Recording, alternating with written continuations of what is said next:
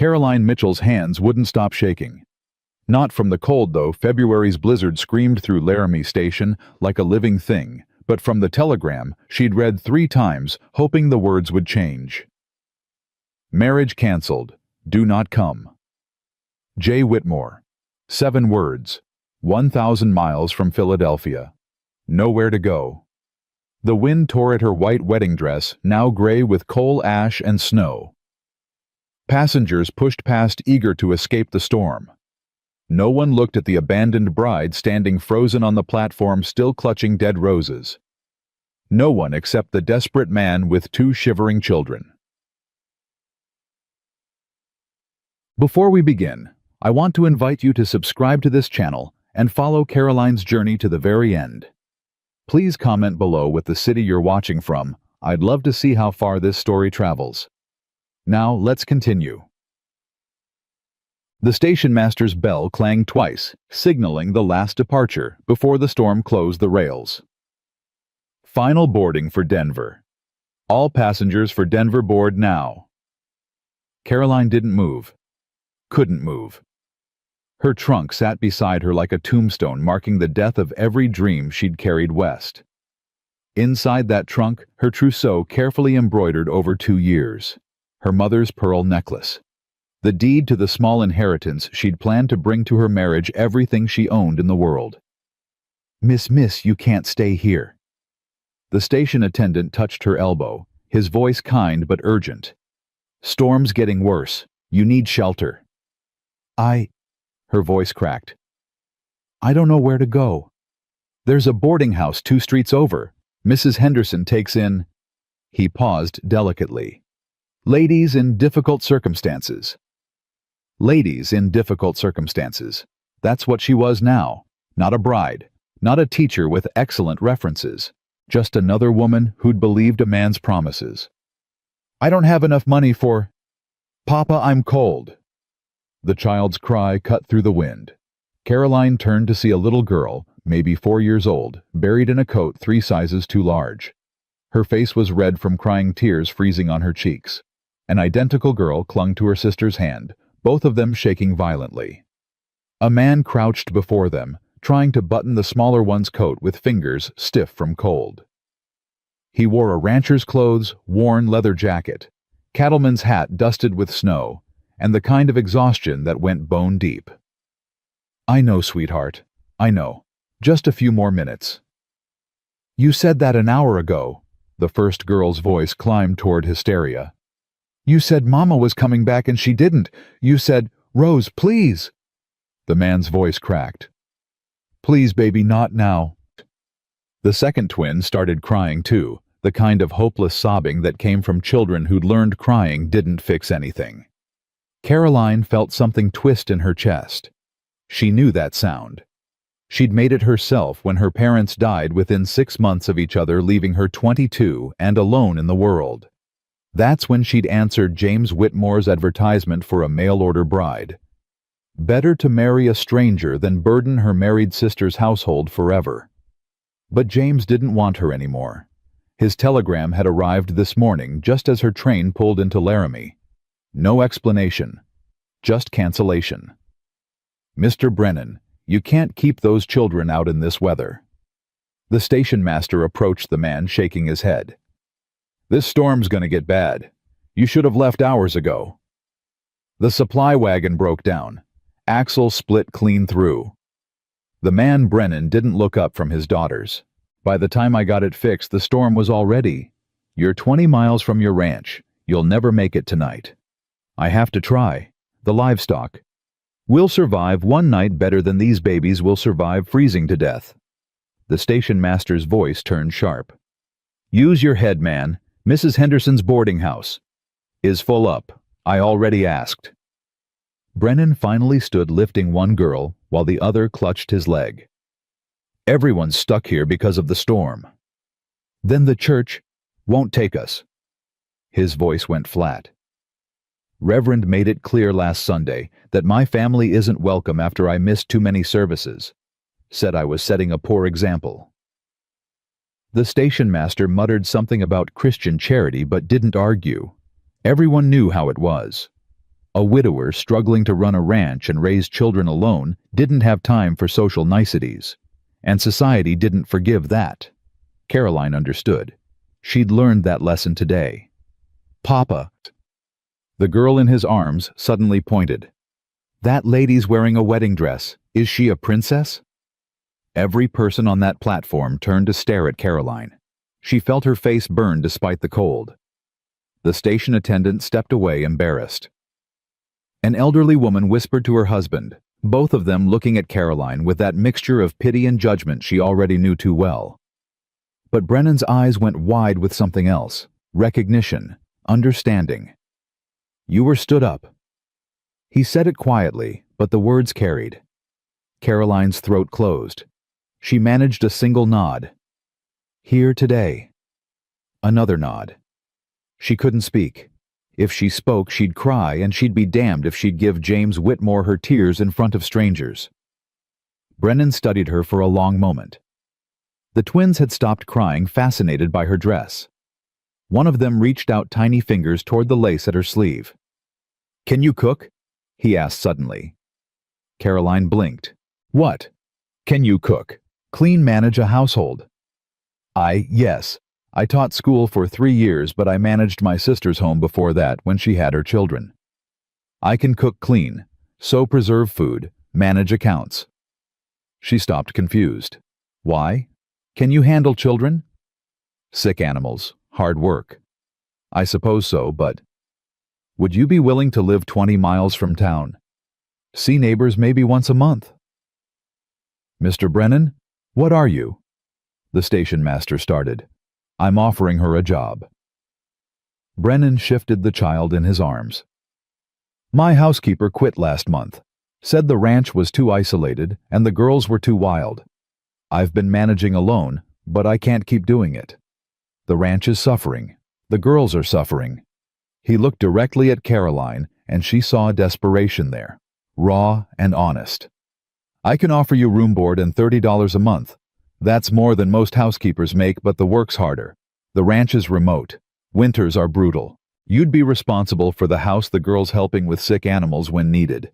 It's not easy, but it's honest work." Caroline stared at him.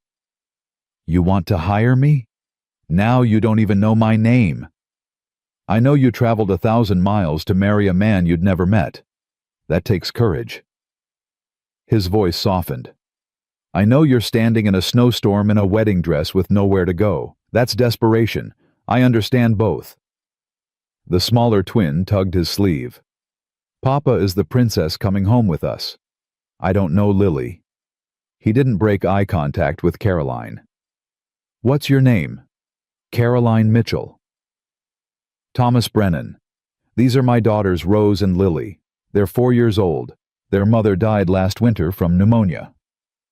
Last winter. These children had been grieving for a year. That explained the shadows under their eyes, the way they clung to their father, like he might disappear too. "Mr. Brennan, this is highly irregular," the station master protested. "You can't just hire a strange woman off the platform." "Can't I?" Brennan's jaw set. "I need help. She needs a position. Seems straightforward to me. But the propriety. My ranch is 20 miles from town. My nearest neighbor is 12 miles away. Who exactly is going to be offended by the propriety?" His voice hardened. "Besides, seems to me propriety hasn't done Miss Mitchell many favors today." That stung because it was true. Propriety said she should wait for a man to choose her, marry her, give her life meaning. She'd followed those rules, and here she stood abandoned. "I'll come," she heard herself say. Brennan's eyebrows rose. "Just like that. Just like that." Caroline straightened her shoulders. "You're right. I need a position. You're offering one. I'd be a fool to refuse. You haven't even seen the ranch. You haven't seen my references. Seems we're both taking chances." The corner of his mouth twitched. Almost a smile. "Fair enough." "Miss Mitchell, are you certain?" The station attendant looked worried. "You don't know this man." "I didn't know James Whitmore either. At least Mr. Brennan is honest about what he's offering." She turned to Brennan. "When do we leave?" "Now. We need to beat the worst of the... He gestured to the twins. Girls, say hello to Miss Mitchell. She's coming home with us. Is she our new mama? Rose asked hopefully. No. Brennan's voice was firm but gentle. She's our housekeeper. You call her Miss Mitchell and treat her with respect. Understood. Both girls nodded, but Caroline saw the disappointment in their faces. They wanted a mother, not an employee. That ache of wanting was something she understood too well. I'll get your trunk, Brennan said, already moving. 10 minutes later, Caroline found herself in a wagon loaded with supplies wedged between two excited little girls while Thomas Brennan drove through the worst blizzard she'd ever seen. This is wonderful! Rose shouted over the wind. Caroline couldn't imagine what was wonderful about freezing to death, but the children seemed thrilled to have company. Do you know any stories? Lily asked, pressing close for warmth. I know many stories. Will you tell us one? Later when we're safe and warm. Will you make cookies? If your father has the ingredients. Will you stay forever? That question was harder. Caroline pulled both girls closer as the wagon lurched through a snowdrift. I'll stay as long as you need me. We'll always need you, Rose said with the absolute certainty of a 4-year-old. Brennan glanced back at them, something unreadable in his expression. We're about 5 miles out. There's a cave where we can wait out the worst if we need to. Is that likely? Caroline had to shout to be heard. Getting more likely by the minute. The wind screamed louder, driving snow so thick Caroline couldn't see 10 feet ahead. The horses struggled, their breath coming in white clouds. Papa! Lily suddenly screamed. Papa, Rose is too cold! Caroline looked down. The child in her arms had stopped shivering. Her lips were blue. Brennan, something's wrong. He pulled the horses to a halt, instantly turning. His face went white. She's hypothermic. We need shelter now. The cave. Too far. We'll never. He looked around desperately, then pointed. There, old trapper's cabin. Might still be standing. He drove the horses hard toward a barely visible structure. The cabin was half collapsed, but one room remained intact. Brennan kicked the door open, carried Rose inside, and immediately started building a fire, while Caroline brought in blankets and Lily. Get her out of the wet clothes, he ordered, his hands shaking as he struck flint. Wrap her in every dry thing we have. Caroline stripped Rose's frozen coat, her small dress, everything damp. The child was barely conscious. Rose, Rose, honey, stay with me. She's not responding. Brennan got the fire lit, fed it desperately. We need to warm her core. Hold her against your skin. Your body heat. Caroline didn't hesitate. She stripped to her chemise, wrapped Rose against her bare skin, and cocooned them both in blankets. Lily crawled in too, crying. Is Rosie dying? Mama died. Is Rosie dying too? No. Caroline held them both. No, sweetheart. We're going to keep her warm. Brennan piled more wood on the fire, then knelt beside them. I need to check her breathing. He put his ear to Rose's chest. Caroline felt him trembling.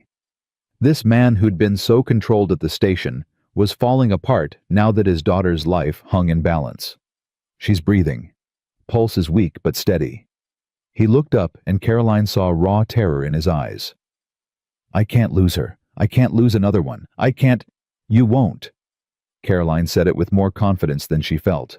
We're going to keep her warm, wait out the storm, and tomorrow we'll get her home. You don't know that. No, but I know we won't give up. Hours passed. The storm raged outside. Caroline held Rose and Lily singing softly. Brennan kept the fire burning, checked Rose's pulse every few minutes, and slowly came back from the edge of panic. Why are you doing this? He asked suddenly. They'd been silent for over an hour. Doing what? Helping. You could demand I take you back to town tomorrow, file a complaint about my negligence. Instead, you're... He gestured at her half-naked and holding his children. They're babies. I'm not going to let a baby die because I'm worried about propriety. Most women would. Then most women are fools. He almost smiled. You're not what I expected. Neither are you. Rose stirred against her whimpering. Cold. I know, baby. We're getting you warm. Carolyn pulled the blankets tighter. Want Mama? Brennan's face crumpled. He moved closer, touching his daughter's face. I know. I know you do. Mama's not coming back, is she? Rose's voice was small and heartbroken. No, sweetheart. She's not. Are you leaving too, Miss Mitchell? Caroline met Brennan's eyes over the child's head. She saw the question there, the fear that she'd realize what she'd gotten into and run. I'm not leaving, she said quietly. I promise. Don't make promises you can't keep, Brennan said, but there was hope in his voice. I always keep my promises. That's why I only make ones I mean. By dawn, Rose's color had returned. The storm had passed. They loaded back into the wagon and traveled the remaining 15 miles to Brennan Ranch. Caroline had never seen anything like it. The house was solid, bigger than she'd expected, built from logs and stone. The barn needed repairs. The fences were falling down in places. Everything screamed of a man working himself to death trying to do 3 people's jobs. It's not much, Brennan said, suddenly defensive. It's a home. That's more than I had yesterday. He helped her down from the wagon, his hands careful at her waist. For a moment, they stood too close, both aware of the intimacy of what they'd shared in that cabin. She'd held his children against her skin. He'd seen her stripped down to basics, literally and figuratively. Thank you, he said quietly, for saving her. We saved her, together. The twins had already run inside, squealing about showing Miss Mitchell their room. Brennan smiled, and Caroline realized it transformed him. He wasn't just the desperate man from the station. He was younger than she'd thought, maybe 30. And when he wasn't carrying the weight of the world, he was handsome. I should show you around, he said, clearing his throat. That would be helpful. He grabbed her trunk. Fair warning, the house is a disaster. I've been focused on keeping the ranch running and the girls alive. Housekeeping has been... I've seen worse. She hadn't. The house was chaos. Dishes piled everywhere. Laundry overflowing. Beds unmade. The twins' clothes scattered like a tornado had hit. But it was also loved. She could see that. Pictures on the walls, a beautiful woman with copper hair, must have been the girl's mother. Handmade quilts. A rocking chair by the fire, worn smooth from use. The housekeeper's room is through here. Brennan showed her a small room off the kitchen. It had a bed, a chest, a window looking toward the mountains. It's not fancy, but it's private. Door locks from the inside. He said that last part carefully, making sure she understood. She would be safe here. He was a man of honor. It's perfect. You'll take meals with us. I'm not going to have you eating alone like hired help. He paused. You'll be part of the household. Thank you. He nodded, awkward now. I should let you settle in. Girls, let Miss Mitchell rest. 2 small faces appeared in the doorway. Can we show her our dolls? Rose asked. After she's had time to... I'd love to see your dolls, Caroline interrupted. Give me 10 minutes to change, and then you can show me everything. Their faces lit up. Brennan mouthed, thank you, and herded them out. Alone, finally, Caroline sat on the bed and looked at her wedding dress crumpled in the corner where she'd dropped it. She should feel devastated. She should be crying over James Whitmore's betrayal. Instead, she felt alive. For the first time in years, she felt like she mattered. Not because a man had chosen her, but because she'd chosen herself. She'd made a decision in that moment at the station. She'd saved a child's life. She'd found a place where she was needed. Maybe this wasn't the life she'd planned, but maybe it was better. She changed into a simple work dress, pinned up her hair, and opened her door to find 2 little girls waiting with an armful of dolls. You came? Lily squealed. I promised I would. Papa says you keep your promises. Always. Rose grabbed her hand. Come on, we have so much to show you.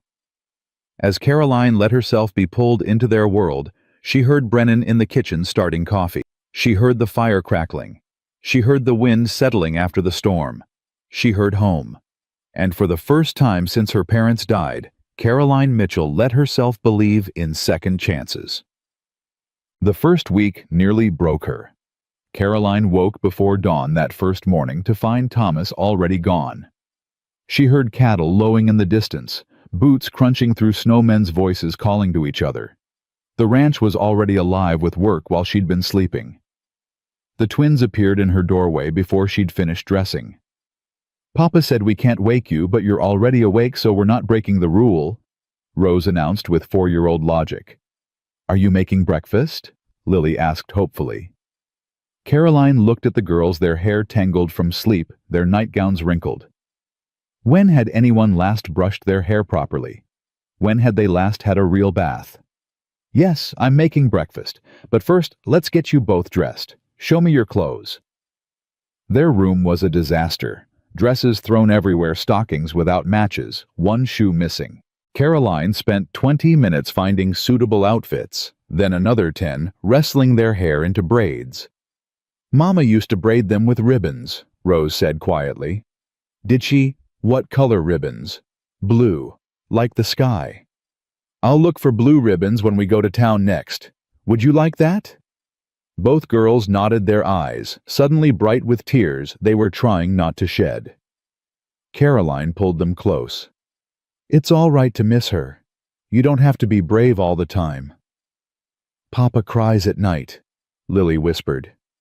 "I hear him sometimes.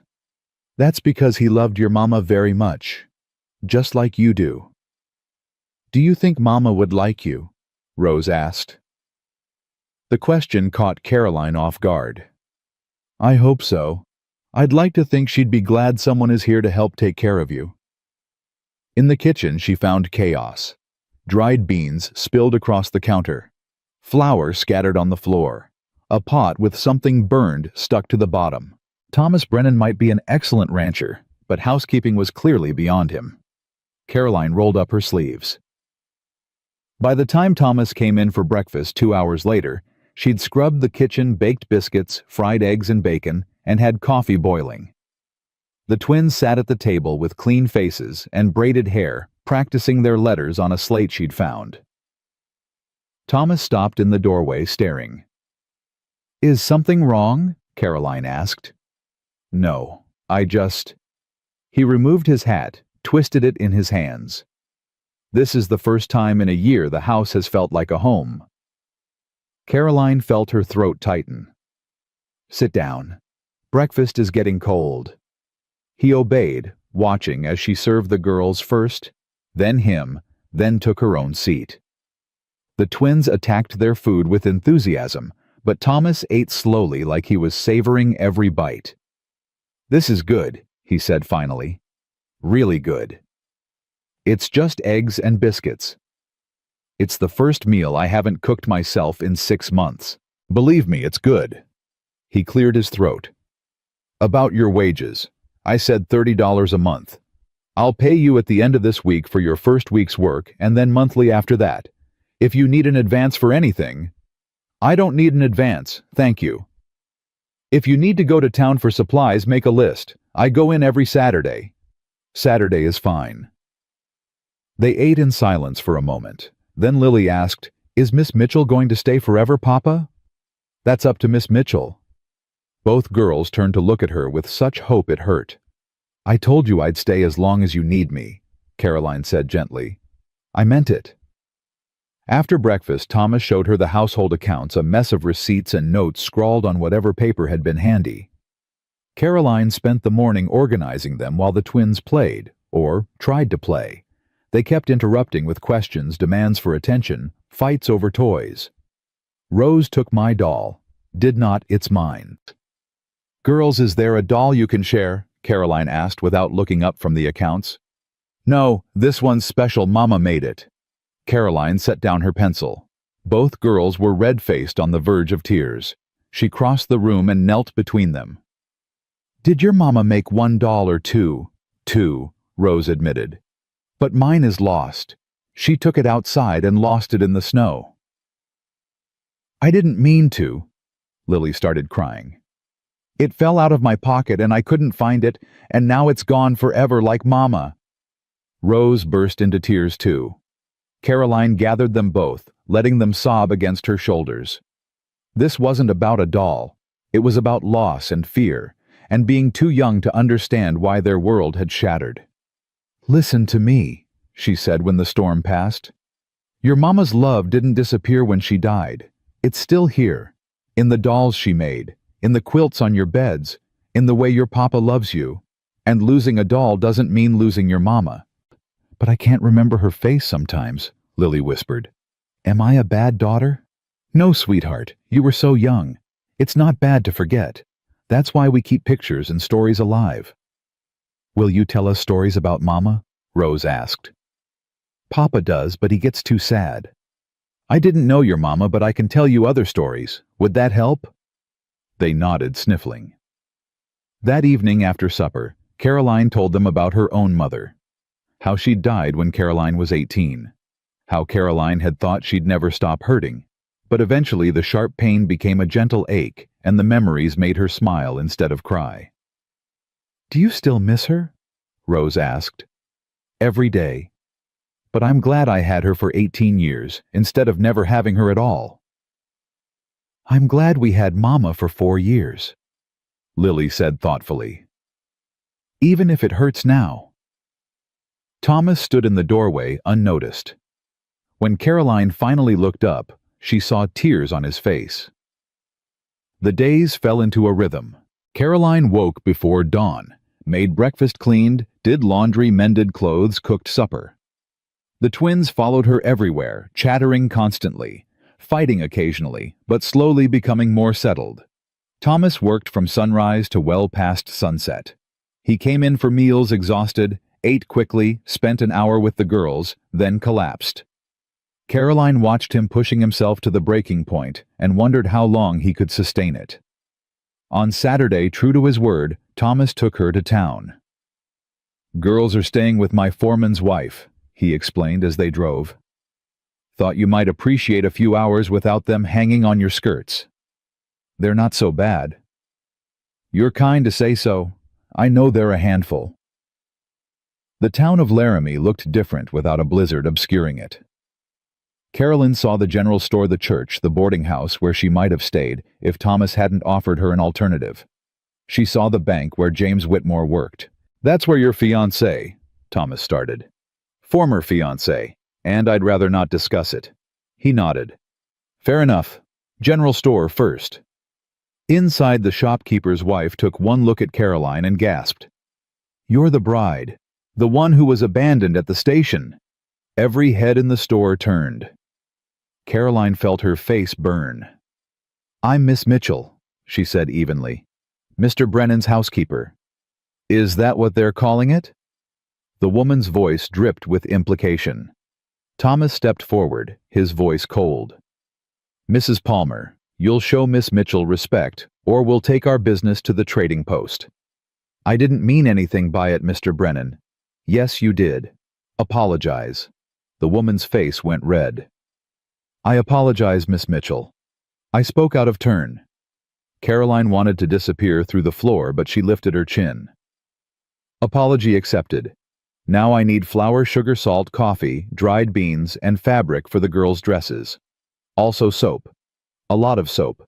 She gave her list with such efficiency that Mrs. Palmer had no choice but to fill it. Other customers whispered, but Caroline ignored them. She'd known there would be gossip.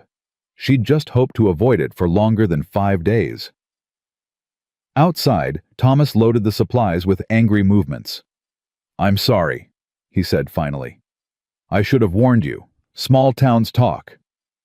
I survived Philadelphia society gossip when my parents died, and I had to move in with my sister. I can survive this. Still, you don't deserve... Neither do you. But here we are. She touched his arm. Thank you for defending me.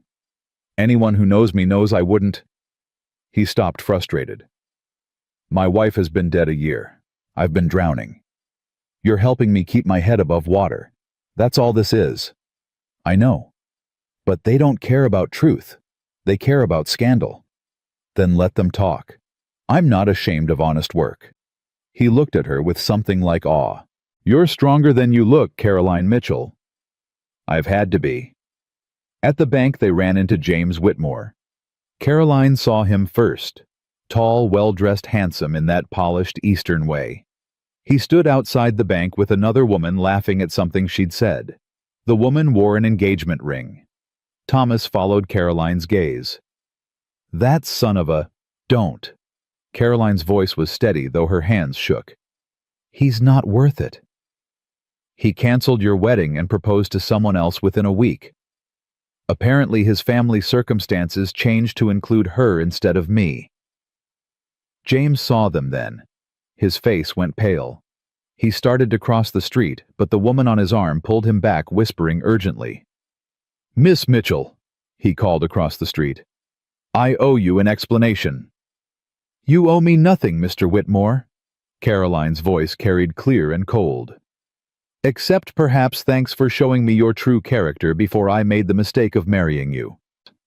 Several people had stopped to watch. James's face went red. If you'll excuse us, Caroline continued, Mr. Brennan and I have business to attend to. She turned away head high. Thomas followed, but not before giving James a look that promised violence if they ever met in a dark alley. In the wagon, Caroline's composure finally cracked. She didn't cry, but her whole body trembled. I want to kill him, Thomas said conversationally. Would you mind if I killed him? The absurdity of the question startled a laugh from her. Yes, I'd mind. Prison would be inconvenient for everyone. Fair point. He paused. For what it's worth, he's an idiot. He's engaged. Clearly someone disagrees. Then she's an idiot too. Thomas looked at her directly. Any man who'd reject you isn't worth your tears. I'm not crying. No, you're stronger than that, but you could if you wanted to. I wouldn't judge. Something about his quiet acceptance broke through her defenses. He sent a telegram, Thomas. 7 words. After a year of letters and promises and plans. 7 words. What kind of coward? The kind who realized I wasn't good enough. Not pretty enough, not wealthy enough, not whatever enough. Her voice cracked. I thought I'd found someone who wanted me. Turns out he just wanted the idea of a convenient wife until something better came along. You're worth 10 of him. You don't know that. You've known me 5 days. I know you held my dying daughter against your skin to keep her warm. I know you've brought order to my chaos without complaint.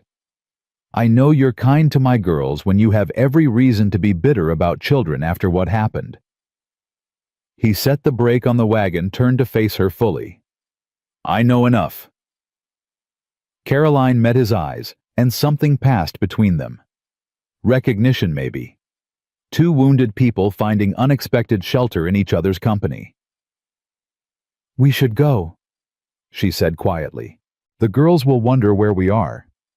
Caroline, please, not now, I can't. She stopped, swallowed hard. I just need to get through today. He nodded and released the brake. They rode in silence for a while. Then Thomas said, My wife's name was Rebecca. Everyone called her Becca. She had red hair and freckles, and the worst singing voice you've ever heard. She sang anyway, all the time. Drove me crazy. Caroline glanced at him, surprised. She got pregnant with the twins right after we married. Difficult pregnancy. The doctor said no more children afterward, it would kill her.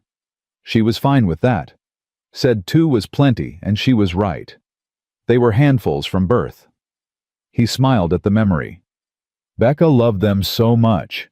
She'd stay up all night when they were sick, rock them for hours, make up songs about butterflies and stars and whatever else came to mind. She sounds wonderful. She was. But she wasn't perfect.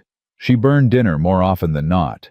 She was terrible with money, spent everything we had on books and fabric and toys for the girls. She had a temper that could strip paint. His voice softened. I loved her anyway. Maybe because of those things, not despite them. Why are you telling me this? Because last winter when she got sick, I thought my world was ending. When she died, I was sure it had." He looked at Caroline. But the world kept turning. The ranch kept needing work. The girls kept needing their father. And I learned something. What? Love doesn't end. It changes shape. Becca's love is in those girls in this ranch in every choice I make. But there's room for new love too. Different love. That doesn't make me disloyal. It makes me human. Caroline's throat tightened. Are you saying...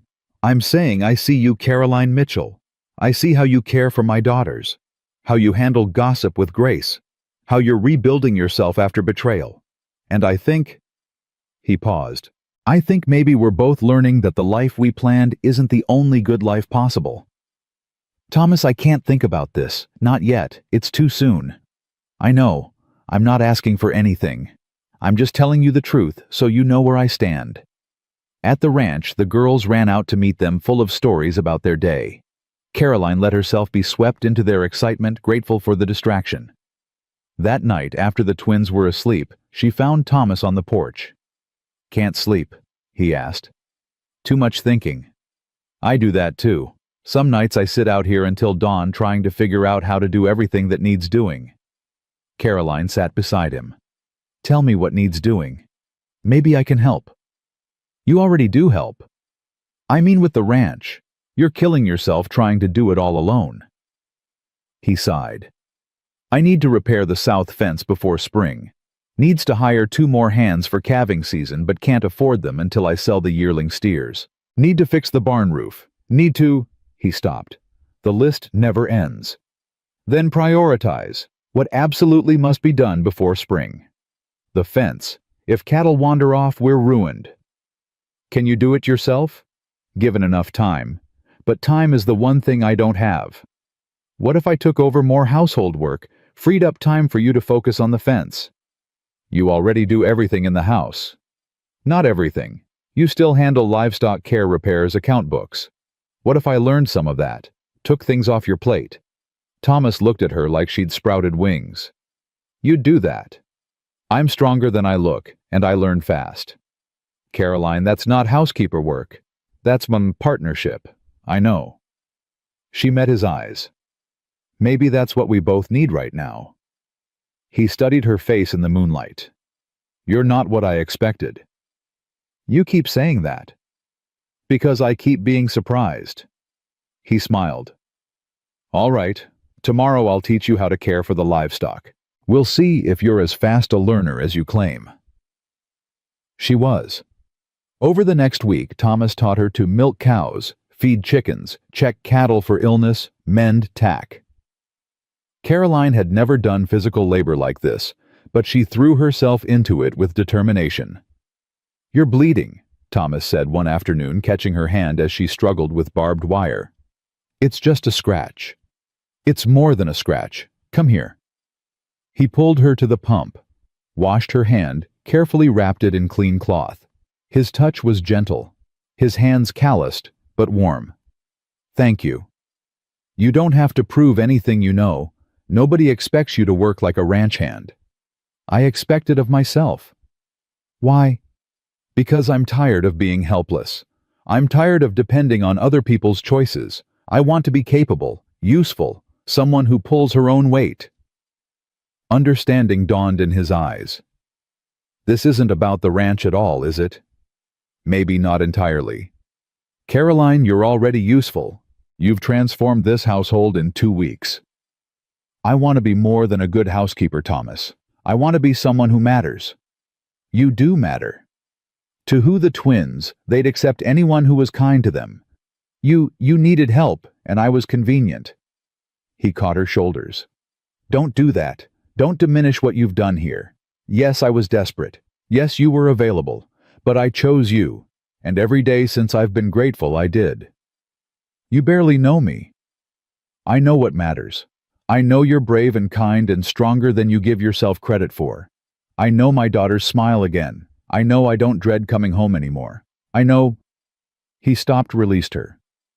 I know this arrangement is supposed to be professional, and I'm crossing lines. Maybe I want you to cross them. The words hung between them, dangerous and honest. Caroline, I'm not asking for promises, Thomas. I'm just saying I see how hard you work, how much you love your daughters, how you're trying to honor your wife's memory while still living your life. And I think, she took a breath, I think maybe we could help each other. Help each other how? I don't know yet, but I'd like to find out. Thomas looked at her for a long moment.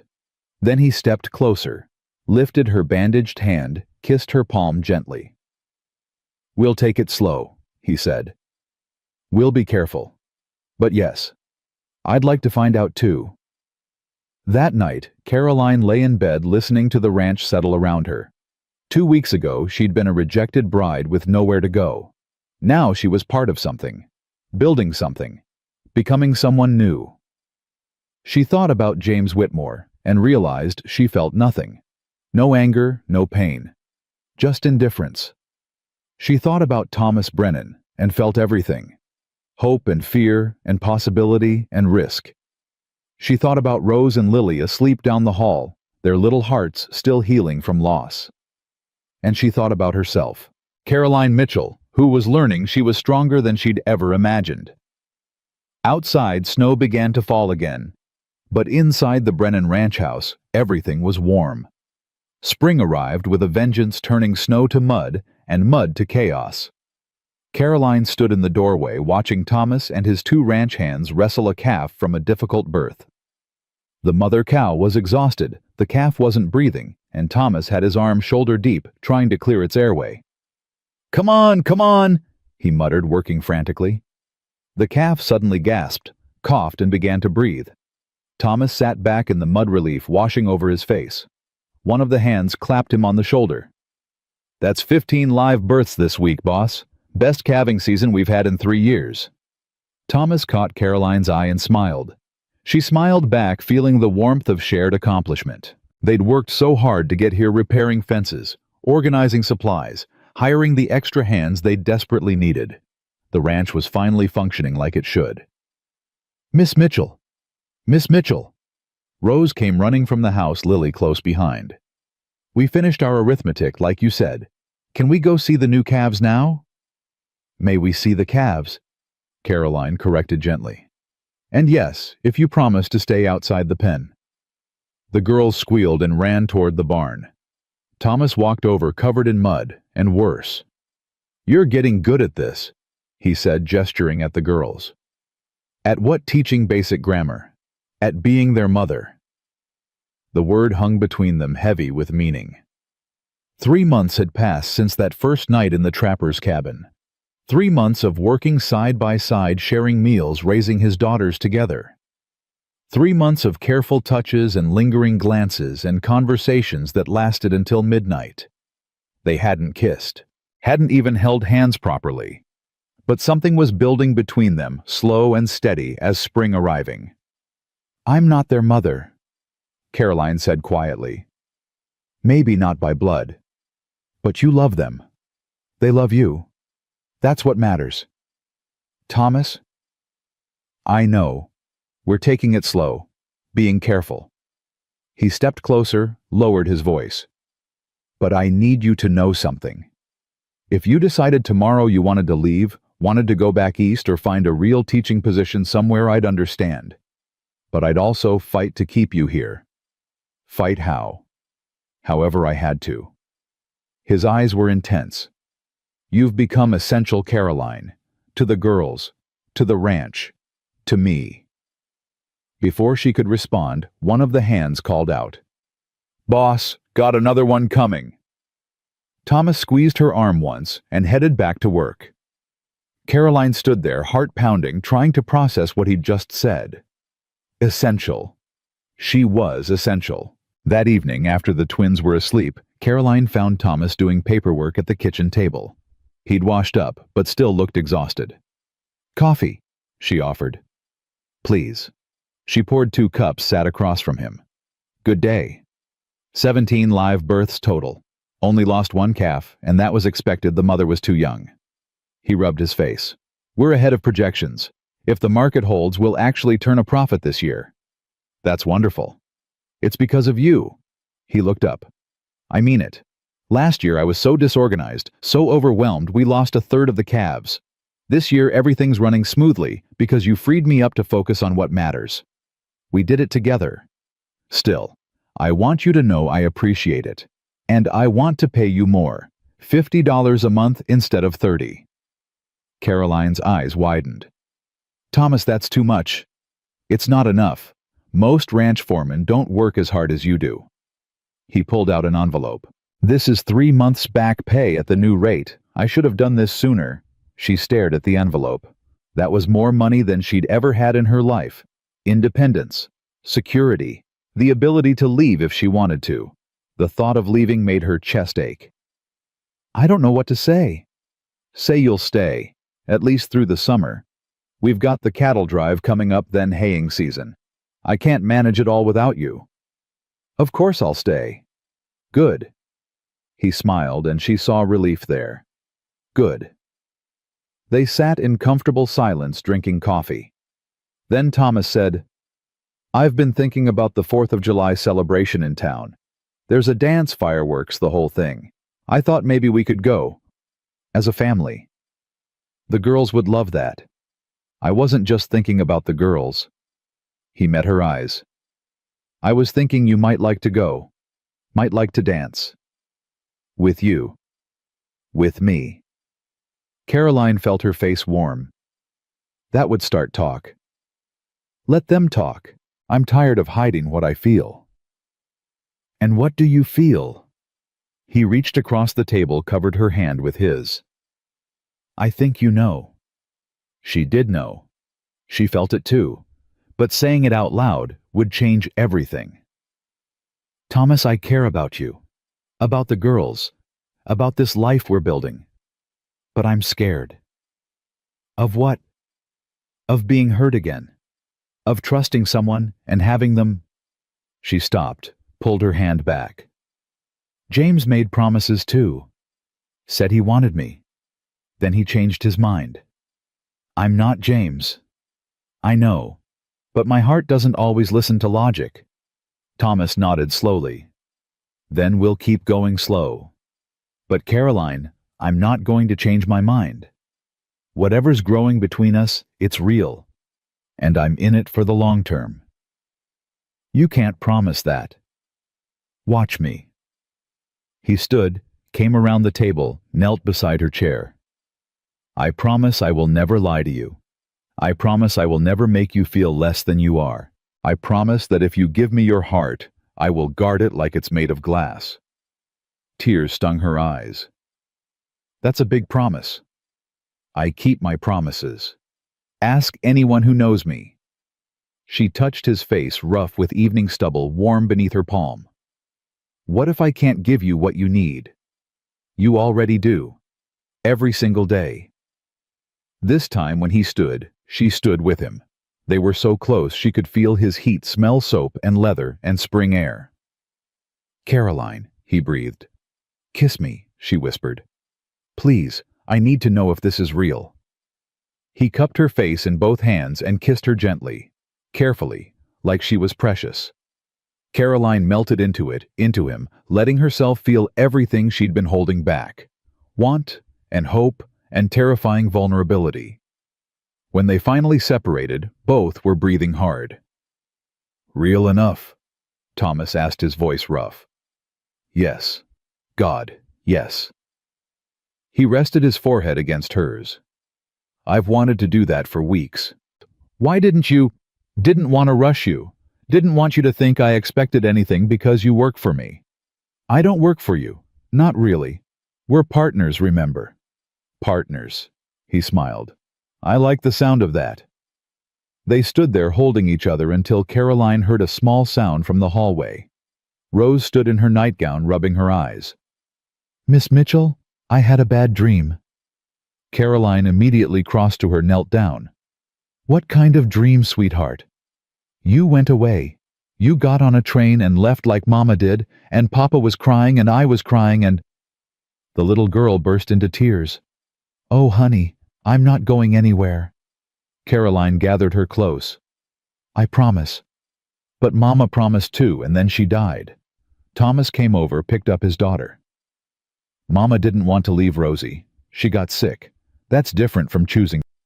But Miss Mitchell might choose. She might meet someone better and leave us. Over the child's head, Thomas met Caroline's eyes. She saw the question there, the need. Rose, look at me. Caroline waited until the little girl lifted her tear-stained face. I chose to stay here. I choose it every single day. And I'm going to keep choosing it because this is where I belong. Really? Really? Your papa and I, we're a team. Partners. And you and Lily are part of that too. We're a family. Are you going to marry Papa? The question hit like a thunderbolt. Caroline froze. Thomas went still. That's not... Caroline stammered. Because if you married Papa, you couldn't leave, Rose continued with childish logic. Married people stay together. That's not always true, sweetheart, Thomas said quietly. Sometimes married people leave too. Sometimes they die. But sometimes they stay forever, right? Rose's voice was desperate. Sometimes they're happy and stay together forever. Sometimes, Caroline agreed, when they're lucky and brave and willing to work hard at loving each other. Are you and Papa going to work hard? Caroline looked at Thomas, saw her own feelings reflected in his eyes. Fear and hope tangled together. Yes, she said, we are. Thomas carried Rose back to bed, tucked her in, kissed her forehead. Caroline sat on the edge of the bed, smoothing the little girl's hair. Will you sing Mama's song? Rose asked sleepily. I don't know Mama's song, honey. Papa does. Papa, will you teach her? Thomas hesitated, then nodded. In a soft, slightly off-key voice he sang, Hush, little darling, don't you cry. Mama's going to sing you a lullaby. Stars are shining, moon is bright. Everything's going to be all right. His voice cracked on the last line. Caroline reached for his hand, held it tight. Rose's eyes drifted closed. I love you, Miss Mitchell. I love you too, sweetheart. In the hallway, Thomas sagged against the wall. I haven't sung that since Becca died. Couldn't get through it without breaking down. You did beautifully. She's scared you'll leave. They both are. They've already lost one mother, they're terrified of losing another. I meant what I said. I'm not leaving. But marriage. Caroline, I wasn't trying to pressure you. I know it's too soon. Is it? She turned to face him. We've been living as a family for 3 months. Working together, raising the girls together, building something together. How is that different from marriage, except for a piece of paper and a ceremony? It's a commitment, a promise before God and witnesses. I've already made those promises in my heart, Thomas. I chose this family the day I stepped into that wagon, every day since I've chosen it again. He stared at her. Are you saying? I'm saying if you want to marry me, ask me properly. Don't let our daughter propose on your behalf. A slow smile spread across his face. Caroline Mitchell, will you? Not now. She put a finger over his lips. Ask me when we're not exhausted and emotional. Ask me when you've thought it through. Ask me when you're absolutely sure. I'm sure now. Then you'll still be sure tomorrow. She kissed him softly. Good night, Thomas. Caroline. Good night. In her room, Caroline leaned against the closed door, heart racing. Had she really just told Thomas Brennan to propose to her? Had she really all but accepted before he'd even asked? She looked at her reflection in the small mirror. The woman looking back was different from the one who'd arrived 3 months ago. Stronger, more sure of herself, happy. She'd found what she'd been looking for when she accepted James Whitmore's proposal. She'd just found it in an unexpected place. The next morning, Thomas was gone before dawn. Caroline found a note on the kitchen table. Had to check the north pasture. Back by noon. Tea. The girls were unusually quiet at breakfast. Is Papa mad at us? Lily asked. Lily. Why would he be mad? Because I asked if you were marrying him, Rose said miserably. I shouldn't have asked. It's grown-up business. It's your business too. This family is all of our business. Caroline sat between them. Your papa's not mad. He's just busy with ranch work. But you're not mad either, Lily pressed. Not even a little bit. So you might marry him. I might. Would that make you happy? Both girls nodded enthusiastically. Then let's make sure your papa knows we're all on the same page. Caroline stood decisively. Get dressed. We have work to do. For the next 3 hours, Caroline and the twins cleaned the house from top to bottom. They baked Thomas's favorite pie. They picked wildflowers and put them in jars on the table. They made the house shine. When Thomas returned at noon, he stopped in the doorway staring. What's all this? We wanted to do something nice for you, Caroline said. The girls wanted you to know they're happy. About us. About us? He repeated, looking between Caroline and the twins. Papa, are you going to propose to Miss Mitchell properly? Rose asked impatiently. Because she said you should. Thomas's eyebrows shot up. She did she? She said you need to be absolutely sure and ask when you've thought it through, Lily added helpfully. Did she mention anything else? That she chose us, Rose said. Every single day she chooses us. Thomas looked at Caroline, and she saw everything in his eyes. Love and gratitude and certainty. Girls, go play outside for a few minutes, he said quietly. But Papa. Now please, I need to talk to Miss Mitchell alone. They left reluctantly, casting hopeful looks over their shoulders. When the door closed, Thomas crossed to Caroline. I've thought it through, he said. I've been thinking about nothing else since last night, and I'm absolutely sure. Thomas, let me say this, please. He took both her hands. When Becca died, I thought I'd never feel whole again. I was just surviving, not living. Then you showed up at that train station, and something shifted. At first, I told myself it was just relief at finding help, but it was more than that from the start. You barely knew me. I knew enough. I saw your strength when you could have crumbled. I saw your kindness when you could have been bitter. I saw you choose courage over comfort. He squeezed her hands. I see you, Caroline, all of you, and I love what I see. Her breath caught. You love me. I love you. I love how you sing while you work. I love how you never back down from a challenge. I love how you make my daughters feel safe. I love how you make me want to be better than I am. He smiled. I love that you told me to propose properly instead of just saying yes when Rose asked. Caroline laughed through sudden tears. Someone had to maintain standards. So I'm asking properly now. He released her hands, dropped to one knee. Caroline Mitchell, will you marry me? Will you be my wife and mother to my daughters and partner in this ranch and this life? Will you let me spend the rest of my days proving that you made the right choice when you stepped into that wagon? Yes, she whispered. Yes, to all of it. He stood, pulled her into his arms, kissed her deeply. This kiss was different from the gentle one the night before. This one was full of promise and passion and relief. When they finally broke apart, both were smiling. I don't have a ring yet, Thomas said. I'll need to go to town. I don't need a ring right now. I just need you. You have me. For the rest of my life, you have me. The door burst open and the twins tumbled in. Did he ask? Rose demanded. Did you say yes? I said yes, Caroline confirmed.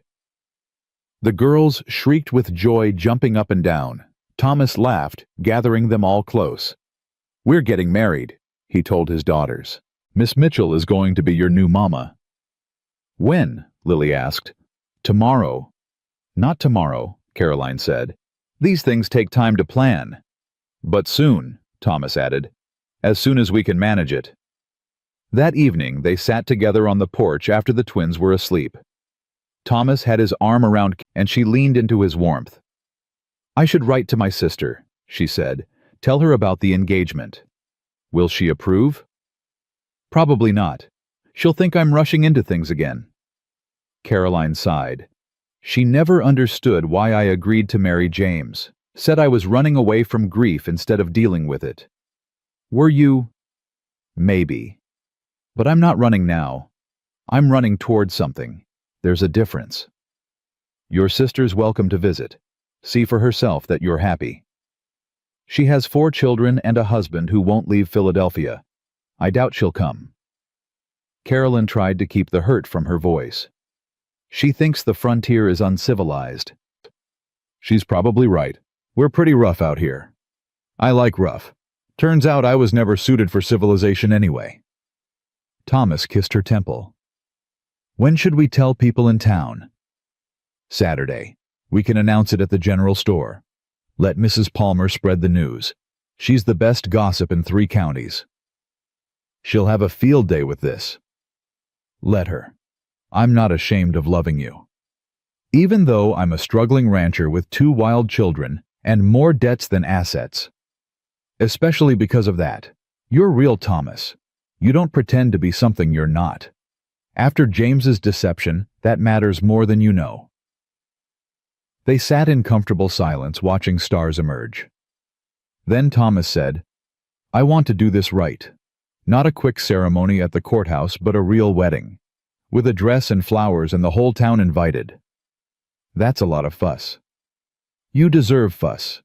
You deserve everyone seeing how proud I am that you chose me." "Thomas Brennan, you're a romantic." "Don't tell anyone. I have a reputation as a hard-headed rancher to maintain." She laughed, feeling lighter than she had in years. "When should we do it?" "June. That gives us 2 months to prepare. The worst of calving season will be over.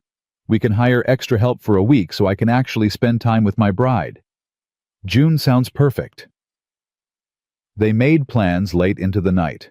A small ceremony at the ranch. The Reverend could officiate if he could put aside his disapproval. Mrs. Palmer and the other town women would help with food. The twins would wear matching dresses. "What about your dress?" Thomas asked. Caroline thought about the ruined wedding dress still packed in her trunk. "I'll make a new one. Something simple and practical. Something that's actually me, not what I thought James wanted." "Make it whatever you want. You'll be beautiful regardless." "You're required to say that. You're marrying me." "I'm saying it because it's true." The next Saturday, they drove to town with the twins. Caroline wore her best dress, and Thomas had shaved carefully. They both knew this announcement would cause a stir. Mrs. Palmer's face when they walked into the general store was worth the anxiety. "Mr. Brennan, Miss Mitchell. How lovely to see you both. And the girls, my how they've grown." "Mrs. Palmer, we have some news," Thomas said formally. "Miss Mitchell has agreed to become my wife. We're to be married in June." The store went silent. Every customer stopped to stare. Mrs. Palmer's mouth opened and closed like a fish. "Married?" she finally managed. "Well, that's certainly sudden." "Not really," Caroline said pleasantly. "We've been living under the same roof for 3 months. We know each other's habits and temperaments. Many couples marry with far less knowledge of each other. But the propriety was maintained. Mrs. Hodgson next door served as chaperone. Everything was perfectly proper." Caroline met the woman's eyes steadily. "Now I need fabric for a wedding dress. Something cream-colored. Simple but elegant."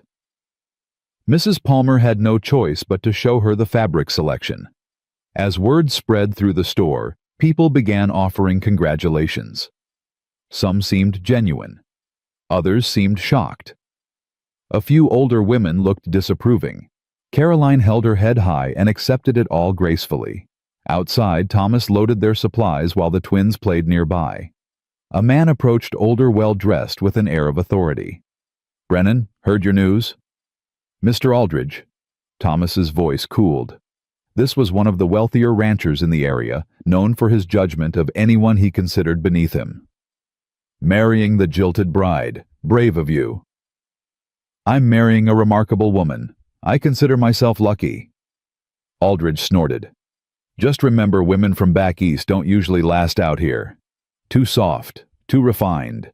She'll run back to civilization within a year. Then I'll follow her. But she won't run. She's tougher than you think. We'll see. Aldridge walked away. Caroline had heard the entire exchange. I won't run. I know. I'll prove him wrong. I'll prove all of them wrong. Thomas touched her face. You don't have to prove anything to anyone except yourself. But Caroline was already planning. She'd show this town exactly what kind of woman she was. That night she stayed up late sewing her wedding dress by lamplight. The twins watched, fascinated. Will you wear a veil? Rose asked. I think so. A simple one. Mama wore flowers in her hair, Lily said. Papa told us. He said she looked like spring. Caroline set down her needle. Would you girls like to wear flowers in your hair too? We could all match. Their faces lit up. Really? Really. We'll pick wildflowers the morning of the wedding. You can each choose your own. We're going to be so pretty, Rose breathed. You're already pretty. But yes, we'll be beautiful together. As April turned to May, preparations intensified. Caroline sewed whenever she had spare time. Thomas worked on finishing projects around the ranch. He wanted everything perfect for their wedding day. The twins helped everyone getting underfoot, but so enthusiastic, no one had the heart to shoo them away. One evening, Thomas found Caroline in tears over her sewing. What's wrong? I can't get the stitches even. My hands are too rough from ranch work. This dress is going to look terrible. He knelt beside her chair. Let me see. She showed him the bodice she'd been working on. The stitches were actually quite even. She was being too hard on herself. Caroline, this is beautiful. It's not good enough. For who? For me, I'd marry you if you wore a feed sack. She laughed wetly. That's not a high standard. Then let me raise it. I'd marry you in anything because you're the woman I love. The dress doesn't matter. You matter. I just want everything to be perfect. It will be perfect because we'll be together. That's the only thing that matters. She leaned into his embrace, letting herself be comforted. Thomas had a way of cutting through her anxiety and bringing her back to what mattered. I love you, she whispered. I love you too, more than I thought possible. They sat together until Caroline felt steady enough to continue sewing. Thomas stayed with her, reading to the twins who'd crept in to listen. This was her family now.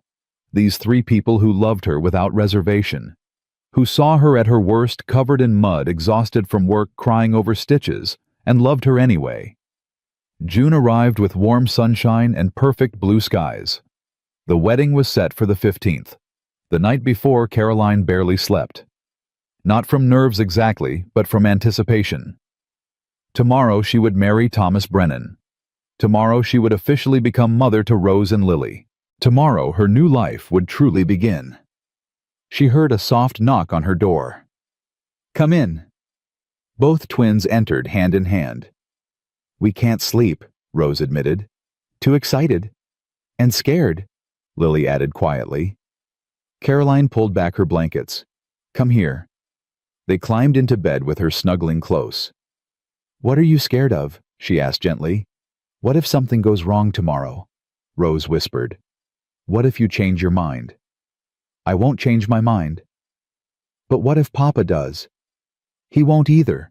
We both want this. We both want to be a family. Forever? Lily asked. Forever, Caroline promised. Even when we're naughty. Even then. That's what family means. You love each other even when you're angry or disappointed or frustrated. You stick together no matter what. Mama used to say that, Rose said softly. She said family is forever. She was right. They lay together in the darkness, three hearts beating in time. Miss Mitchell, Lily's voice was very small. Can we call you Mama tomorrow, after the wedding? Caroline's throat tightened. "I would love that, if you're ready." "We're ready," Rose said firmly. "We've been ready for weeks. We were just waiting for the right time." "Then yes, tomorrow you can call me Mama, and I'll spend the rest of my life being the best mother I can be to you both." They fell asleep like that, wrapped around each other. Caroline stared at the ceiling, overwhelmed by the weight of what she'd just promised. These children were trusting her with their hearts. Thomas was trusting her with his future. The ranch was depending on her partnership, and somehow miraculously, she felt equal to all of it. Tomorrow she would marry Thomas Brennan. Not because she needed rescuing, but because she chose him. Chose this life. Chose love over fear.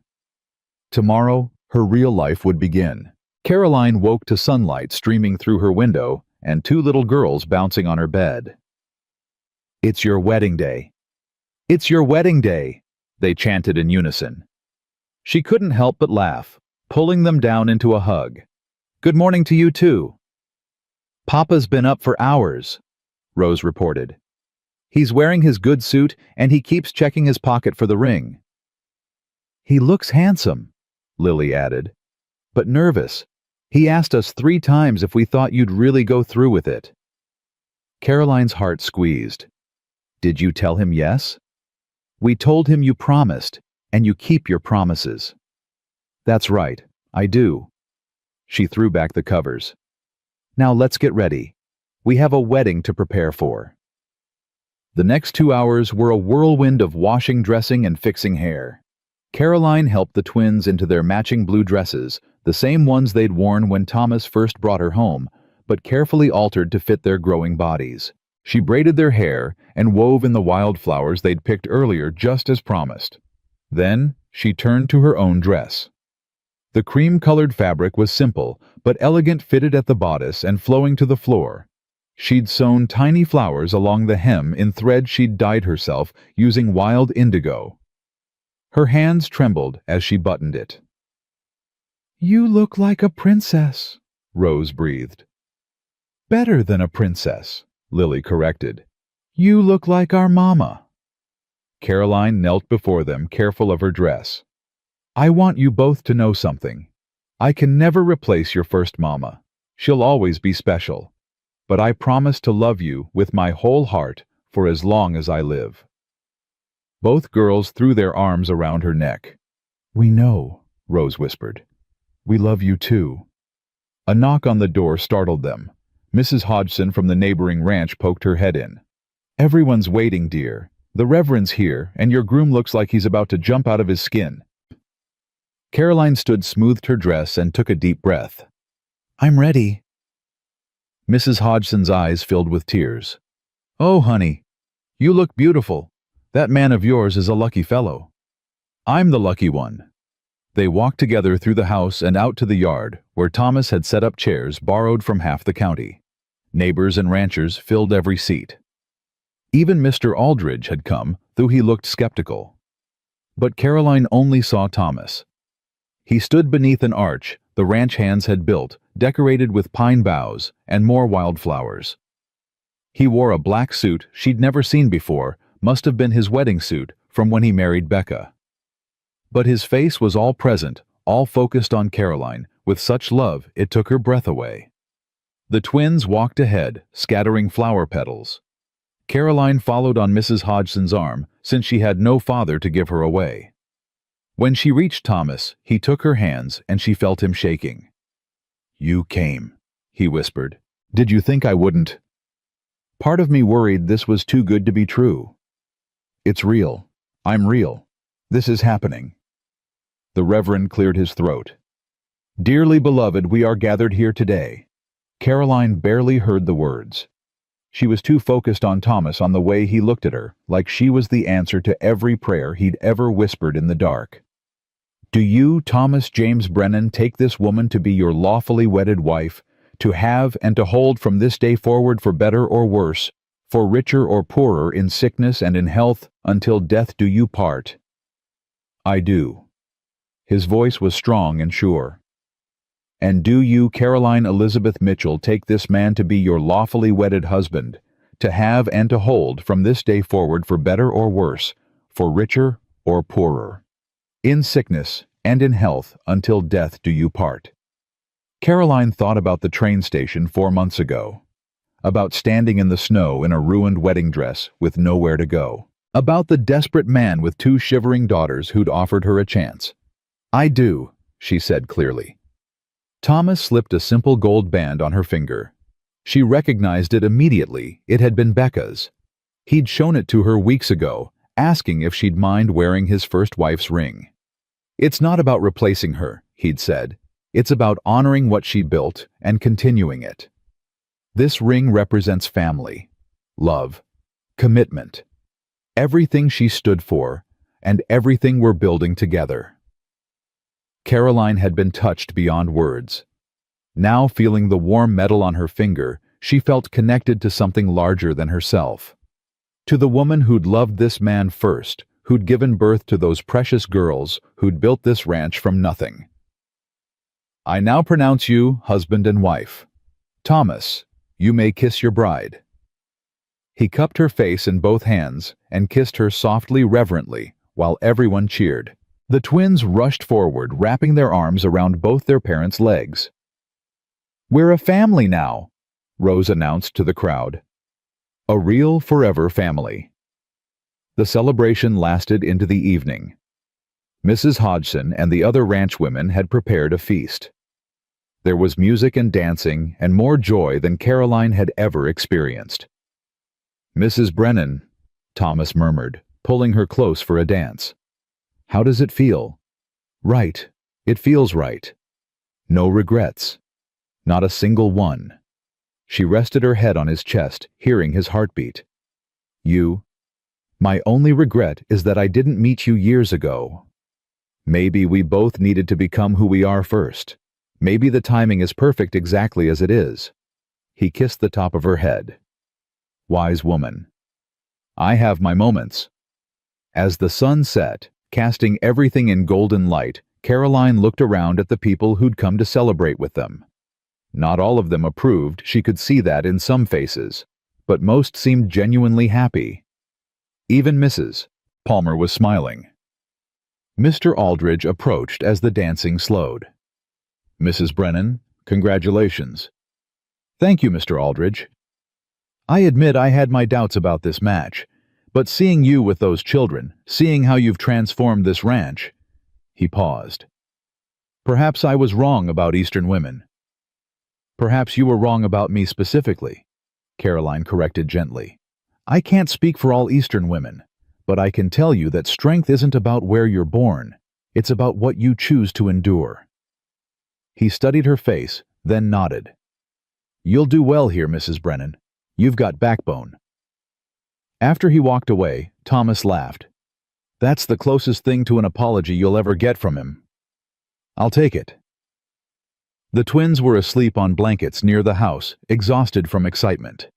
Carolyn looked at them and felt overwhelming love. "We should get them to bed," she said. "In a minute. I want to hold my wife a little longer." They swayed together in the gathering darkness, surrounded by friends and neighbors, anchored by love and commitment, and the promise of forever. Finally, when the last guests departed and the ranch settled into quiet, Thomas carried Rose while Caroline carried Lily. They tucked the girls into bed together. "Love you, Mama," Lily mumbled, already half asleep.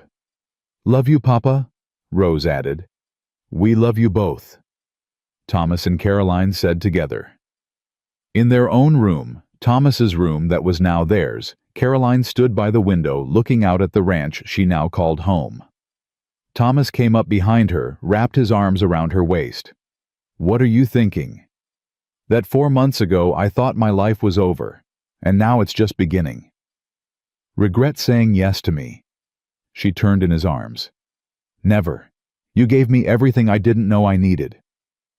You gave me back my life, my hope, my ability to imagine a future." He kissed her forehead, her cheeks, her lips. "Thank you for taking a chance on a desperate man at a train station. Thank you for seeing me when I felt invisible." They held each other, 2 broken people who'd somehow become whole together. The weeks following the wedding fell into a new rhythm. Caroline was no longer the housekeeper, but the wife, the mother, the partner. It changed things the ranch hands tipped their hats and called her Mrs. Brennan with respect. The neighbors invited them to gatherings as a family unit. The twins called her Mama without hesitation. But it also brought new challenges. The banks threatening to call in the loan. Thomas said one night, showing her the letter that had arrived that morning. "We have until September to make the payment or they'll foreclose." Caroline studied the numbers. "How much do we need?" $500. "I'll get 400 from selling the yearlings. But that last 100... He ran his hand through his hair. "I don't know where to find it." "What if we sold some of my jewelry? I have my mother's pearls." "Absolutely not. I'm not taking your family heirlooms." "Thomas, they're just things. This ranch is our life." "No." His voice was firm. "We'll find another way." But as July turned to August, no other way presented itself. The heat was brutal, the grass was drying up, and cattle were getting sick. Thomas worked himself to exhaustion trying to keep everything together. Caroline watched him deteriorate and felt helpless. She managed, the house cared for the girls, helped with the ranch work, but it wasn't enough. One afternoon she rode into town alone. She told Thomas she needed fabric and supplies, but that was a lie. She went to the jeweler. "These belong to my mother," she said, placing the pearl necklace on the counter. "How much will you give me for them?" The jeweler examined them carefully. "They're good quality. I can give you $120. Caroline's hand hovered over the pearls. Her mother had worn them on her wedding day. They were the last piece of her old life.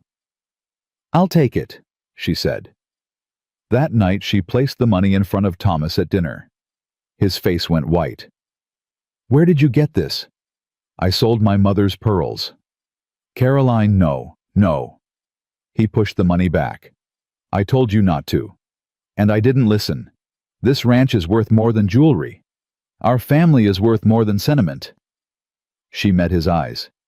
"You would have lost everything trying to protect my feelings. I won't let that happen. Those were your mother's. And she would understand. She'd tell me that family and home matter more than things." Caroline's voice softened. "Thomas, we're partners. That means we make decisions together and we sacrifice together. You've given me everything. Let me give you this." He stared at the money, then at her, then suddenly pulled her into his arms. "I don't deserve you." "Yes, you do. And I don't deserve you. But we have each other anyway. That's called grace." They paid the bank the next day. Mr. Whitmore, the bank manager. James's father processed the payment with barely concealed displeasure. "Surprised you managed to scrape it together, Brennan," he said coldly. "Thought for sure we'd be foreclosing." "My wife is resourceful," Thomas replied evenly. "Your wife." Mr. Whitmore's eyes slid to Caroline. "I understand you were meant to marry my son before you settled for a dirt farmer." Caroline felt Thomas tense beside her, but she placed a hand on his arm. "I didn't settle, Mr. Whitmore. I upgraded considerably. Your son taught me that character matters more than bank accounts. I'm grateful for that lesson." Thomas had to hide his smile as they left the bank. "Did you see his face?" he asked when they were safely in the wagon. "I did. Worth every penny of those pearls." He laughed, kissed her hand, and drove them home. But the challenges didn't end. In late August, Lily got sick. It started as a cough, then a fever. Then she couldn't breathe properly. "It's her lungs," Thomas said, his face gray with fear. "Just like Becca." "It's not pneumonia," Caroline insisted, though terror gripped her. "It's summer. People don't get pneumonia in summer." But as Lily's fever climbed higher, that reassurance felt hollow. Caroline sat up with her for 3 nights straight, bathing her with cool cloths, forcing water down her throat, praying harder than she'd ever prayed in her life. Thomas paced the house like a caged animal, unable to sit still, unable to help. "I can't lose another one," he said on the 3rd night, his voice breaking. "Caroline, I can't." "You won't. We won't." She spoke with more confidence than she felt. "Lily's strong. She's going to fight this." On the fourth night, the fever finally broke. Lily opened her eyes, looked at Caroline, and whispered, "Mama, I'm here, baby. I'm right here. I had bad dreams. I know, but you're safe now. You're going to be fine." Thomas dropped to his knees beside the bed, tears streaming down his face. He couldn't speak, just held Lily's small hand and shook with relief. Rose, who'd been sleeping on the floor next to her sister's bed, woke up and started crying too. Caroline gathered them all close, this family that had nearly been shattered again. "We're okay," she murmured. "We're all okay." It took weeks for Lily to fully recover. During that time, Caroline saw the fear that lived in Thomas's heart, the terror of losing someone he loved, the way he watched both girls constantly looking for signs of illness. "You can't protect them from everything," she said gently one evening. "Life is going to happen whether we want it to or not. I know. But after Becca—" He stopped, swallowed hard.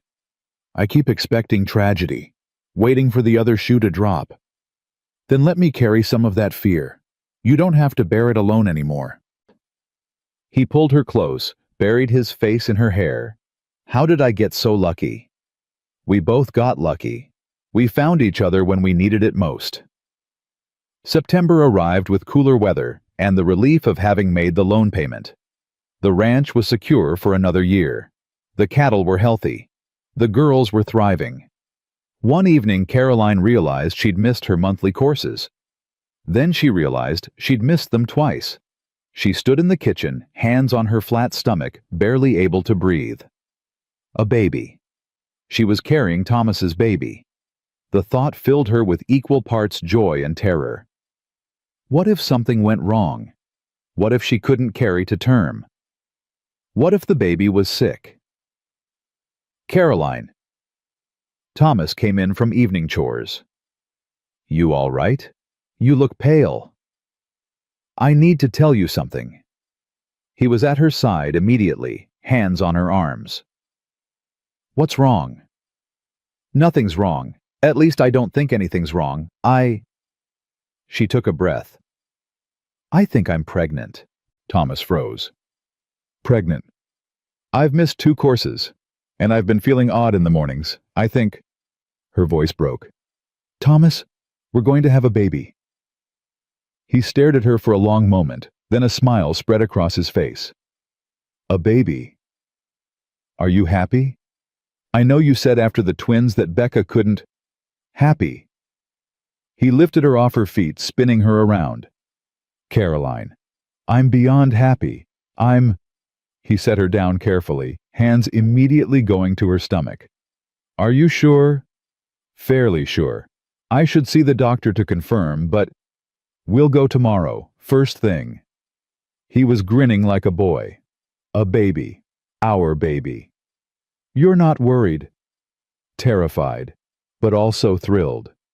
He cupped her face. "You're not Becca. Every pregnancy is different, and we'll be careful. We'll do everything right." That night they told the twins. "You're going to be big sisters," Thomas announced. Rose's eyes went wide. "We're getting a baby. Next spring, around April, we think." "Can we help name it?" Lily asked excitedly. "We'll all discuss names together," Caroline promised. Both girls put their hands on her stomach, trying to feel something that wasn't there yet. "I hope it's a boy," Rose said. "So Papa has someone to help with the ranch." "I hope it's a girl," Lily countered. "So we can have another sister." "Either way, we'll love them," Thomas said firmly. "Just like we love you both." The pregnancy progressed smoothly through the fall. Caroline felt tired and nauseated some days, but mostly she felt strong.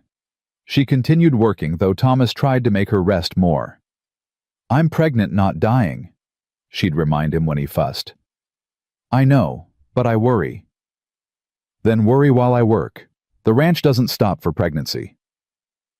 In October, they received a letter from Caroline's sister in Philadelphia. "I still think you've lost your mind marrying a stranger and living in the wilderness. But if you're happy, I'm happy for you. Your brother-in-law sends his regards. The children ask about their Aunt Caroline constantly. Perhaps we'll visit next summer if we can manage the journey. Love, Margaret. Caroline held the letter, tears in her eyes. Her sister's approval meant more than she'd realized. She's coming around, Thomas observed. She is. Finally. Write her back. Tell her about the baby. Tell her she's going to be an aunt again. Caroline did, pouring out her heart in a long letter about her new life, her love for Thomas and the girls, her excitement about the baby. Winter came early that year, arriving in November with heavy snow. Caroline was 4 months pregnant and showing. The girls were fascinated by her growing belly, constantly asking if they could feel the baby kick. Not yet, sweethearts. The baby's still too small. When will it be big enough? Rose asked for the 100th time. Soon. I promise. One December evening, Caroline finally felt the first flutter. She grabbed Thomas's hand, placed it on her stomach. There. Did you feel that? His eyes widened. Was that the baby? Our baby? They sat together in the rocking chair, his hand on her belly, both of them marveling at the life growing between them. I never thought I'd have this again, Thomas said quietly. Another child. Another chance. Are you scared? Terrified, but also grateful. He kissed her temple. Thank you for giving me this. For giving us this. Thank you for asking a desperate woman at a train station to come home with you. He laughed. Best impulsive decision I ever made. Christmas arrived with more snow and biting cold. They couldn't make it to town for church, but they celebrated at home. Caroline had made gifts for everyone, shirts for Thomas, dresses for the girls, scarves for the ranch hands. The girls gave her wildflowers they'd pressed between book pages all summer. Thomas gave her a music box he'd ordered from a catalog months ago. So you can teach the baby lullabies, he explained. Caroline wound it up, listening to the delicate melody. It's perfect. They spent Christmas Day inside, safe and warm, while the wind howled outside. Caroline told stories. Thomas played games with the girls. They ate too much and laughed constantly, and felt rich despite their struggles. That night, after the girls were asleep, Caroline and Thomas sat by the fire. A year ago, I was alone, Caroline said softly. Grieving my parents, living with my sister, feeling like I had no purpose. Then I met James and thought maybe I'd found my path. But it was the wrong path. And now I'm exactly where I'm meant to be. She took his hand. With you. With the girls. Building this life together. It's not easy, but it's real. And it's mine. Ours. Thomas corrected. Ours. She agreed. The new year arrived with bitter cold and new challenges. A severe storm killed several cattle. The roof on the barn partially collapsed. Money got tight again. But through it all, Caroline and Thomas held steady. They worked together, supported each other, and kept moving forward. We'll get through this, became their nightly refrain. And they did, because they had each other. In late January, Caroline felt the baby kick hard for the first time. She called the girls over immediately. Put your hands here, gently. They waited, barely breathing. Then the baby kicked again, and both girls gasped. I felt it, Rose squealed. The baby kicked me. It knows we're here, Lily said in wonder. Thomas came in from the cold, stamping snow off his boots. What's all the excitement? Papa, the baby's kicking, come feel. He crossed the room, placed his large, calloused hand on Caroline's belly, and waited. The baby obliged with several strong kicks. Strong, he said approvingly. Going to be a fighter. Takes after its mother, Caroline replied. And its father, Rose added loyally. They stood there together, all four of them connected to the new life growing. Caroline looked at her family and felt overwhelming gratitude. This was what she'd been searching for, when she stepped on that train to meet James Whitmore. Not romance or rescue, but belonging, purpose, love that ran deeper than words. She'd found it in the last place she'd expected, in the arms of a desperate rancher with 2 wild daughters and more problems than solutions. But they were solving those problems together, building something strong and true. And in 3 months, their family would grow again. Caroline couldn't wait. February brought the worst blizzard anyone had seen in a decade. Caroline woke to Thomas already dressed, staring out the window at the wall of white.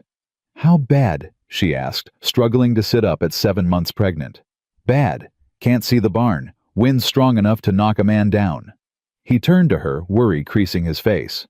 "I need to get to the livestock. Make sure they're sheltered and fed. Take one of the hands with you. Don't go alone.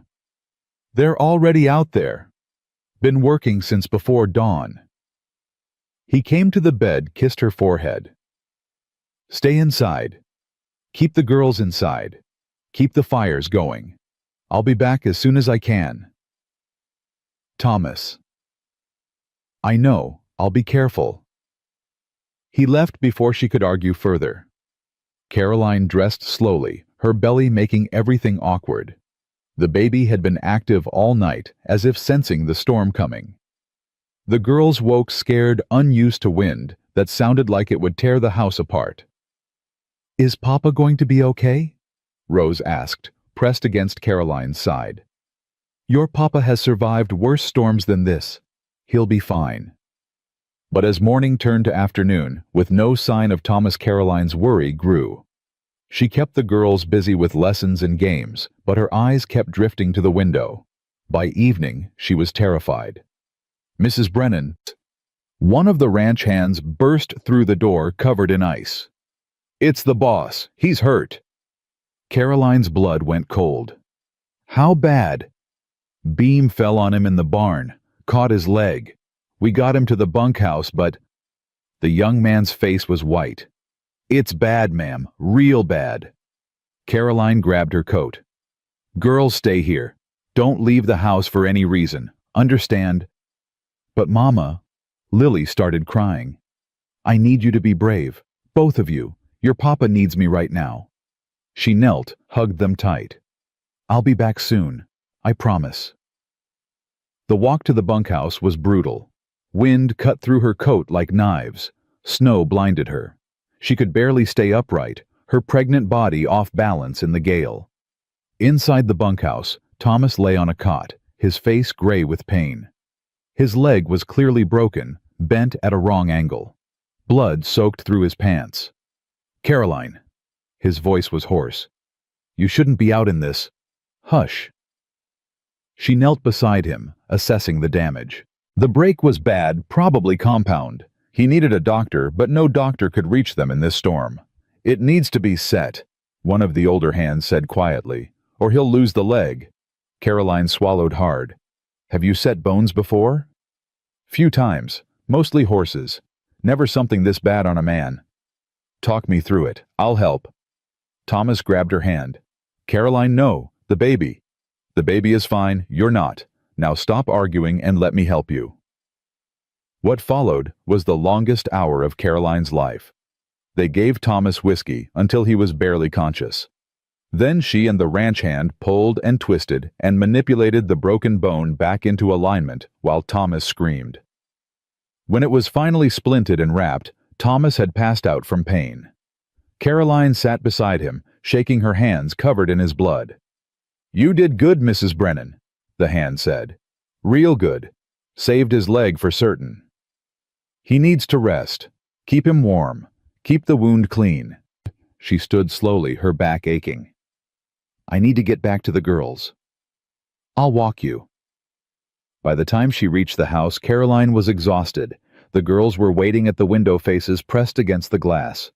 "Is Papa dead?" Rose asked immediately. "No, sweetheart. He's hurt, but he's going to be fine. He just needs to rest." "Can we see him?" "Not tonight. The storm's too dangerous. Tomorrow when it calms down." That night, Caroline barely slept. The baby kicked, constantly agitated by her stress.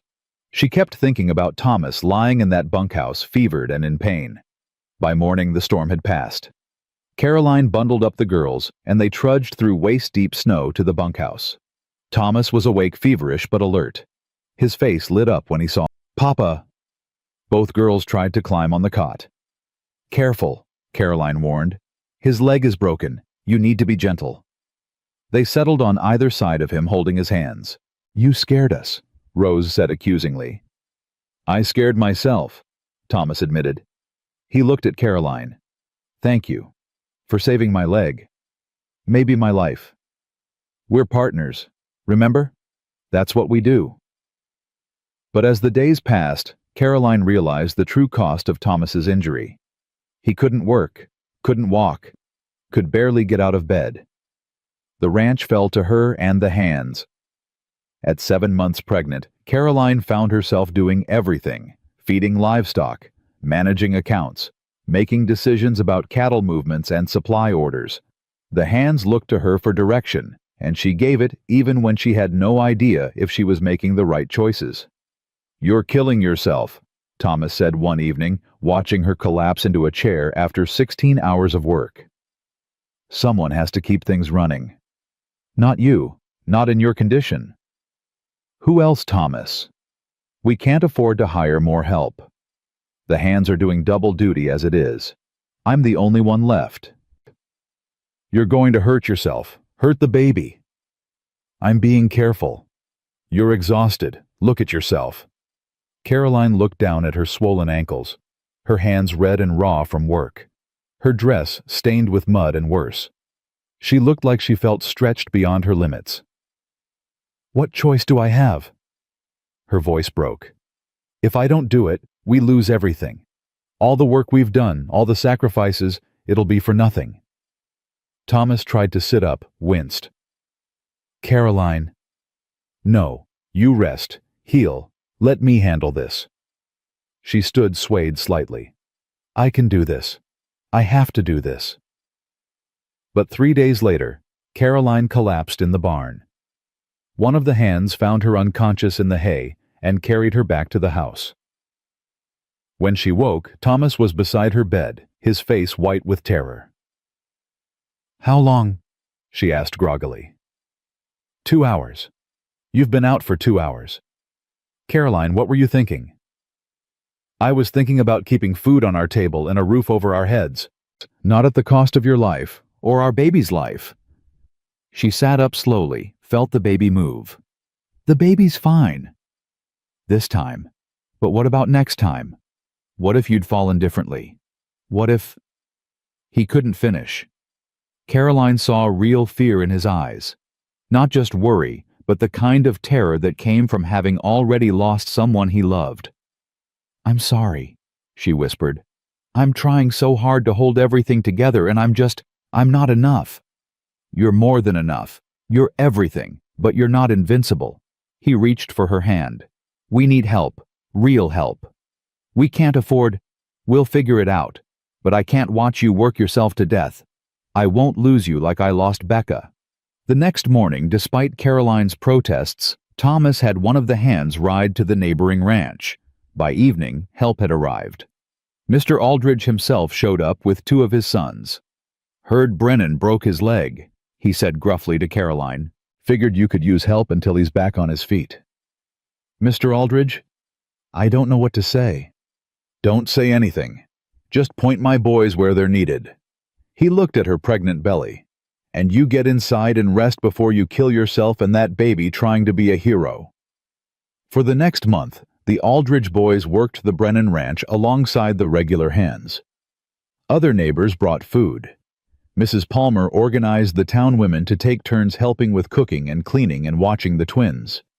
Caroline had never experienced community like this. She'd come from a city where neighbors barely knew each other's names. Here, people showed up when you needed them. Why are they helping? She asked Thomas one evening. Because that's what people do out here. Life's hard enough without facing it alone. We help each other survive. But Mr. Aldridge didn't even like us. He respects us now. You proved yourself when you stood up to him at the wedding, and again when you saved my leg. Word got around about that. Thomas smiled. You've earned their respect, Caroline. That's not easy to do. By late March, Thomas was walking with a cane. His leg had healed crooked, and he'd always have a limp, but he was alive and mobile. He'd started taking over ranch duties again, slowly building his strength. Caroline was 9 months pregnant and enormous. Every movement was effort. The baby seemed to be all elbows and knees, constantly shifting. Any day now, the doctor said during his weekly visit. Could be today, could be next week. Babies come on their own schedule. The twins were beside themselves with anticipation. Is it today? Rose asked every morning. Not yet, Caroline would reply. What about now? Lily would ask an hour later. Still not yet. On April 3rd, Caroline woke at dawn with a backache. She ignored it, got up, started breakfast. The ache got worse. By mid-morning, she realized these weren't just aches. They were contractions. Thomas? She called calmly. I think it's time. He dropped the cup he was holding. Time, as in baby time. Yes, baby time. The next hour was chaos. Thomas sent a hand for the doctor. Mrs. Hodgson arrived to help and watch the twins. Caroline was installed in the bedroom with stern instructions to stay put. The contractions got stronger. Caroline had thought she understood pain after her parents' deaths, after James's rejection, after setting Thomas's broken leg. But labor was something else entirely. You're doing fine, Mrs. Hodgson said, wiping her forehead with a cool cloth. First babies take their time. How much time? Caroline gasped between contractions. However long they need. It turned out to be 14 hours. 14 hours of pain that seemed endless. Thomas tried to stay with her, but Mrs. Hodgson finally kicked him out. You're making her nervous. Go pace somewhere else. He left reluctantly, and Caroline could hear him wearing a path in the hallway outside. The twins kept trying to sneak in to watch. Out, Mrs. Hodgson ordered every time. This isn't a spectator sport. Finally, as the sun set, the baby was born. A boy. Small but healthy, with a surprisingly loud cry. You have a son, Mrs. Brennan, the doctor announced, handing her the squirming bundle. Caroline looked down at her baby, hers and Thomas's, and started crying. This tiny person with Thomas's nose and a shock of dark hair was theirs, evidence of their love, their partnership, their family. Thomas, she called weakly. He was through the door in seconds, the twins right behind him. Is that our brother? Rose asked, standing on tiptoe to see. That's your brother, Caroline confirmed. He's so small, Lily said in wonder. All babies are small at first, Thomas said, but his eyes were locked on his son. Can I hold him? Caroline passed the baby over. Thomas cradled him carefully, tears streaming down his face. Hello, son. Welcome to the family. What are we naming him? Rose demanded. We need to know his name. Caroline and Thomas had discussed this privately, but hadn't told the girls. His name is Daniel, Thomas said. Daniel James Brennan. After Papa's papa and Caroline's papa, Rose said, remembering the conversations they'd had. So he has both families. Exactly. They spent the next hour taking turns, holding Daniel, marveling at his tiny fingers and toes, arguing about who he looked like more. Finally, Mrs. Hodgson shooed everyone out so Caroline could rest. But Thomas lingered sitting beside the bed with Daniel in his arms. Thank you, he said quietly. For this. For everything. For saying yes when I asked. For staying when it got hard. For building this life with me. Thank you for asking a desperate woman at a train station to come home with you. I think about that day sometimes. How close we came to never meeting. If I'd been in town a different day, if you'd caught a different train, if I hadn't been desperate enough to make that crazy offer. But we didn't miss each other. We found each other exactly when we needed to. Thomas looked down at their son. He's perfect. He is, just like his father. And his mother. Thomas smiled. Rose and Lily were right. We're a real forever family now. The weeks that followed were exhausting, but joyful. Daniel was a good baby, only crying when hungry or wet. The girls were surprisingly helpful, eager to fetch diapers or rock him when he fussed. Thomas was besotted, spending every free moment holding his son. "I forgot what this was like," he admitted one evening. "Having a baby in the house, the miracle of it. Are you glad we did this?" "Glad." He kissed her forehead. "Caroline, you've given me more than I ever thought possible. A second chance at love, at family, at happiness. I wake up every morning grateful you're here. Even when I'm covered in spit up and haven't slept in 3 days. Especially then, you're beautiful when you're being a mother. You're delusional from lack of sleep. Maybe, but I mean it anyway." In May, Caroline's sister finally made the trip west with her family. Margaret stepped off the train in Laramie looking horrified at the rough town, but her face softened when she saw Caroline waiting with Thomas and the children. "You look different," Margaret said, hugging her sister carefully.